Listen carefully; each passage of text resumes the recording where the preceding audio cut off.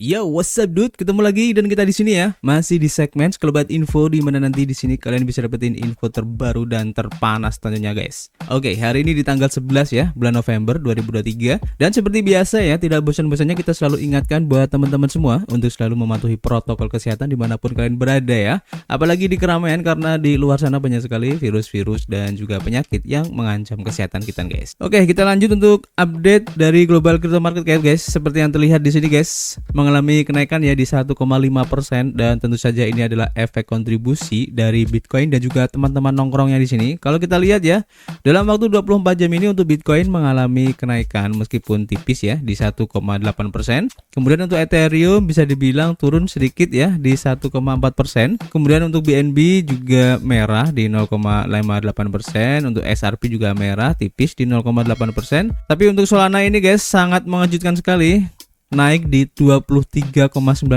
Ini trennya sangat keren banget guys, dan tentu saja ini efek dari kerjasama Solana dengan institusi-institusi besar ya. Kalian bisa cek di video kita sebelumnya dan ini keren banget. Dan kita tunggu aja kira-kira Solana ini bakal naik lagi atau enggak guys ya. Dan nanti kita akan update lagi guys. Oke, dan beberapa altcoin di sini kalau kita lihat ya tampaknya bervariasi untuk pergerakannya, dan memang ada beberapa altcoin yang naiknya cukup signifikan ya. Dan perubahannya di sini kalau kita lihat rata-rata di 2-3% aja guys. Cukup bagus ya. Kemudian kalau kita lihat perkembangan terbaru ya dari perubahan ataupun pergerakan harga dari Bitcoin itu sendiri terlihat di sini guys, sesuai yang sudah kita prediksikan kemarin ya kalau kalian lihat video kita sebelumnya. Jadi terlihat di sini guys, setelah close candle kemarin ya, sesuai dengan prediksi naik, dan sekarang untuk close candle hari ini di atas $37.000 ini bagus tentu saja ya, dan ada indikasi bahwa ini bisa aja untuk meneruskan tren positifnya guys. Karena terlihat ya dari beberapa informasi dan juga news yang berkembang,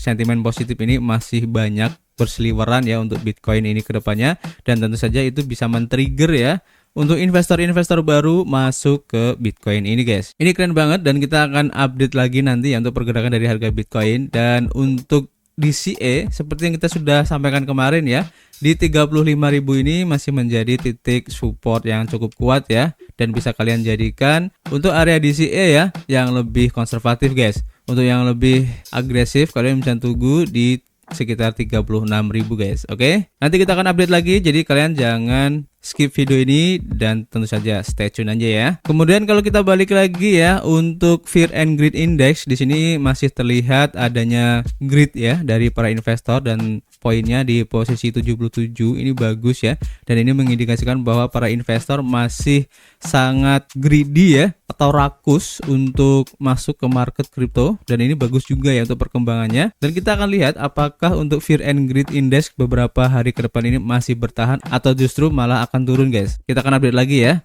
Dan kita langsung saja ya melihat ataupun menuju ke informasi yang pertama. Kita lansir dari harian Cointelegraph. Diinformasikan bahwa platform pertukaran Poloniex ini mengalami eksploitasi guys senilai $100 juta, dan Poloniex ini menawarkan bounty ya atau semacam sayembara gitu guys, dengan menawarkan sekitar 5%. Nah ini menarik ya, jadi lebih dari $100 juta aset digital ditransfer dari dompet milik bursa kripto Poloniex dalam sebuah peretasan besar-besaran yang diyakini oleh firma keamanan. Dompet kripto milik bursa aset digital Poloniex telah mengalami arus keluar yang mencurigakan ya, seperti yang terlihat di penjelajah blockchain Etherscan. Perusahaan keamanan blockchain percaya bahwa perusahaan tersebut telah dibobol ya, yang menyebabkan sebanyak $100 juta dalam bentuk kripto dikuras oleh para penyerang. Pada 10 November, jutaan aset kripto ditransfer dari akun berlabel Poloniex 4 di Etherscan, dan perkiraan awal ya kerugiannya itu sekitar $60 juta.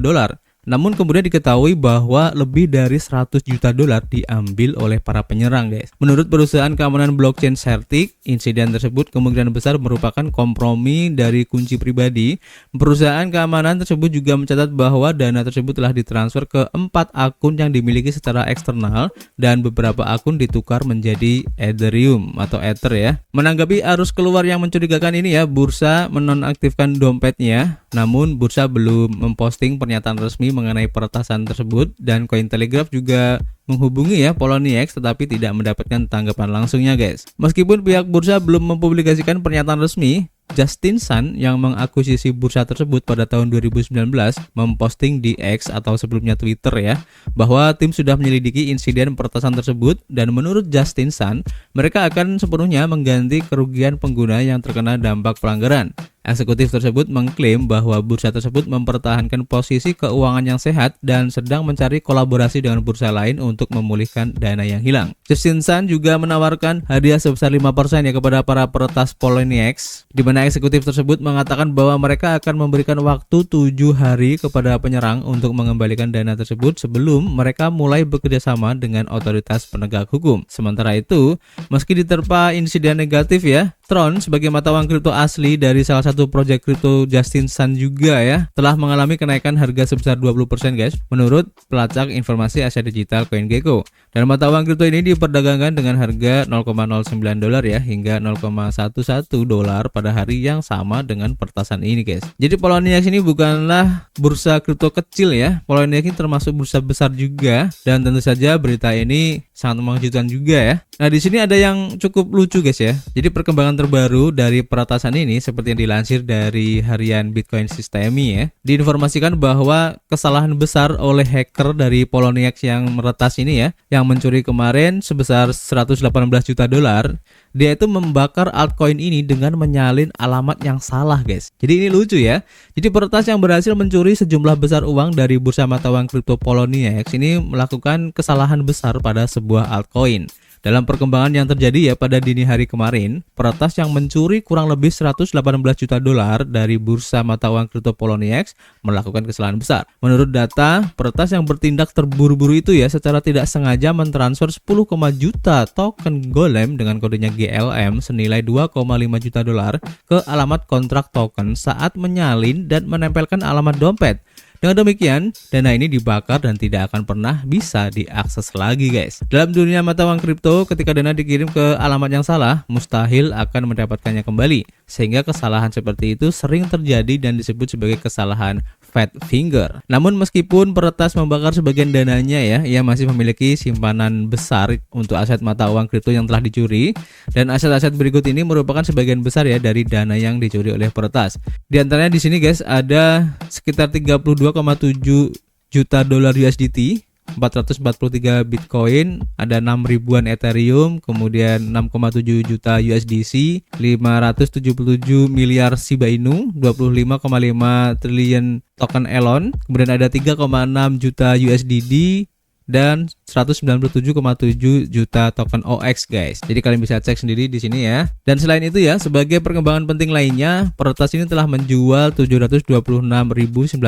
token Sun di antara aset yang dicuri melalui Uniswap dan mengkonversi beberapa asetnya termasuk token Sun itu sendiri menjadi 142,6 Ethereum guys, dan memindahkannya ke wallet mata uang kripto yang berbeda guys. Jadi itu perkembangan terbaru ya dari peretasan Poloniex. Nanti kita akan update lagi kelanjutannya bagaimana guys, karena ini cukup menarik untuk diikuti juga ya. Dan kita lanjut ke informasi berikutnya. Kita lansir dari harian CoinDesk. Di sini diinformasikan guys bahwa platform pemberi pinjaman kripto yaitu Hodlnuts ini akan dilikuidasi ya. Dan ini berdasarkan laporan dari pengajuan pengadilan guys. Jadi perintah pembubaran diajukan oleh likuidator Hodlnuts pada bulan Mei tahun ini. Pemberi pinjaman cryptocurrency yang berbasis di Singapura yaitu Hodlnuts akan dilikuidasi menurut mantan manajer yudisial sementara perusahaan yaitu Aaron Lee dan Angela E. Perintah pembubaran diajukan pada 10 November ke Pengadilan Tinggi Singapura, di mana likuidator akan terus memberikan informasi terbaru kepada para kreditur bursa yang jumlahnya lebih dari 17.000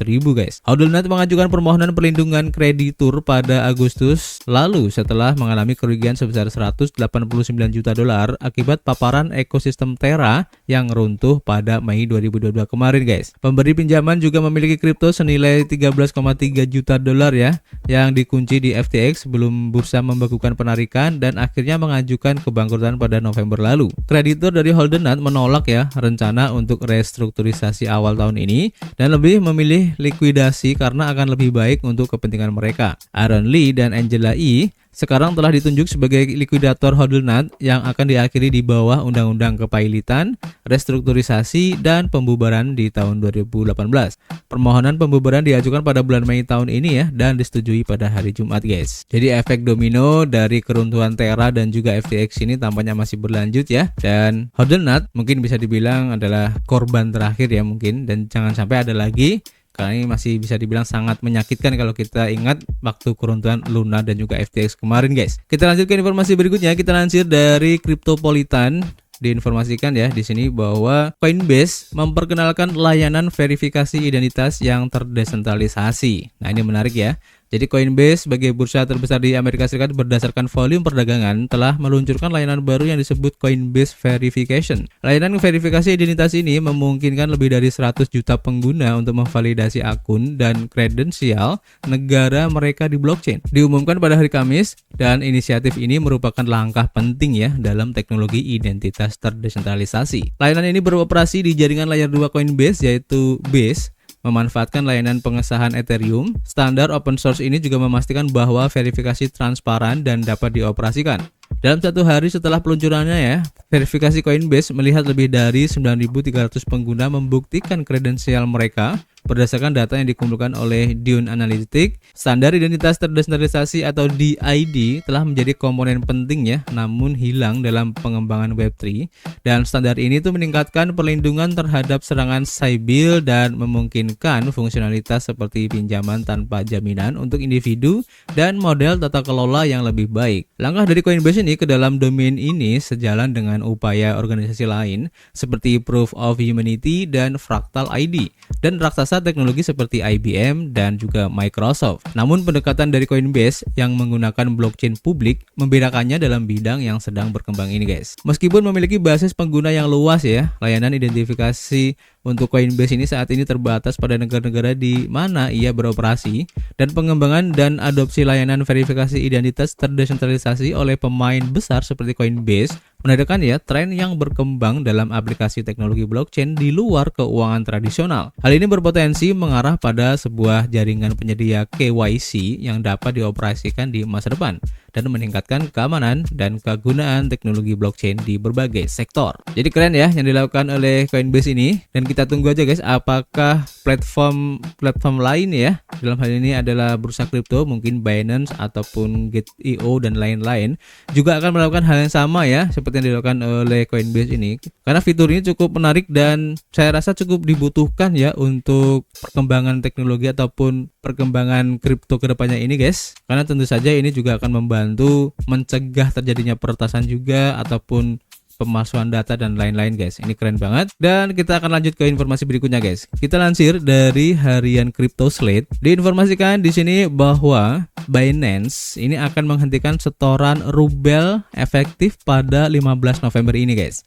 Jadi Binance telah menghentikan setoran rubel di tengah pengawasan yang sedang berlangsung atas operasinya di Rusia guys. Di mana Binance sebagai salah satu bursa mata uang kripto terkemuka di dunia ya, telah mengumumkan akan menghentikan setoran rubel Rusia dengan kodenya RUB efektif pada 15 November 2023. Menurut pengumuman tersebut ya, meskipun setoran dihentikan, penarikan rubel Rusia akan terus tersedia hingga 31 Januari 2024 dan memastikan pengguna memiliki banyak waktu untuk mengelola kepemilikan mereka. Pengguna yang memiliki saldo fiat dalam rubel Rusia dapat mentransfer dana mereka ke platform COMEX tanpa biaya. Dan selain itu, pengguna dianjurkan untuk mendaftar akun COMEX atau masuk ke akun COMEX yang sudah ada dan menghubungkannya ke akun Binance yang sesuai. Setelah koneksi dibuat, maka pengguna dapat mentransfer rubel Rusia mereka dari Binance ke COMEX. Selain itu, pengguna dapat menarik rubel Rusia mereka melalui mitra fiat Binance sebelum batas waktu yang ditentukan. Mengkonversi rubel Rusia menjadi kripto di Binance Convert atau memperdagangkan rubel Rusia dengan kripto di pasar Binance Spot. Crypto Slate telah melaporkan penjualan seluruh bisnis Binance di Rusia ke platform kripto COMEX. Khususnya penjualan ini disebabkan oleh alasan kepatuhan, dan menurut Chief Compliance Officer Binance yaitu Noah Perlman, yang menyatakan bahwa beroperasi di Rusia tidak sesuai dengan strategi kepatuhan Binance, dan COMEX diluncurkan pada 26 September dulu guys. CEO Binance Changpeng Zhao sebelumnya mengungkapkan ya bahwa COMEX tidak akan melayani pelanggan dari Uni Eropa ataupun Amerika Serikat karena adanya ketentuan kontrak yang terkait dengan perjanjian bisnis Binance di Rusia. Keputusan ini sejalan dengan masalah regulasi yang dihadapi Binance baru-baru ini, yang menunjukkan komitmen baru terhadap kepatuhan dan regulasi. Perkembangan ini juga mengikuti serangkaian kerumitan seputar operasi Binance di Rusia, seperti yang dilaporkan sebelumnya ya oleh CryptoSlate, di mana Binance diduga mempertahankan hubungan dengan bank-bank Rusia yang masuk daftar hitam meskipun ada sanksi dari pihak barat. Binance dilaporkan memproses transaksi untuk setidaknya 5 pemberi pinjaman Rusia yang masuk dalam daftar hitam oleh negara-negara barat. Sebuah langkah yang secara langsung bertentangan dengan pernyataan publik mereka tentang masalah ini guys. Jadi kita tunggu aja guys ya, apakah memang benar nanti di November 15 ya Binance ini akan menghentikan setoran rubelnya. Dan kalau menurut saya pribadi ini merupakan kerugian yang cukup lumayan ya jika rubel ini dihentikan. Karena kalian tahu sendiri lah ya, rubel ini merupakan mata uang Rusia yang besar juga ya untuk pengaruhnya. Dan kita lihat aja guys nanti kira-kira efeknya seperti apa dan kita akan update lagi. Jadi kalian tetap harus stay tune ya. So untuk berita hari ini cukup ya, nanti kita akan update lagi. Dan seperti biasa guys, kita masih menunggu kritik dan saran kalian di kolom komentar. Nanti kita bisa ngobrol banyak di dalamnya. Dan tentu saja guys, kita akan ketemu lagi di informasi berikutnya. Peace.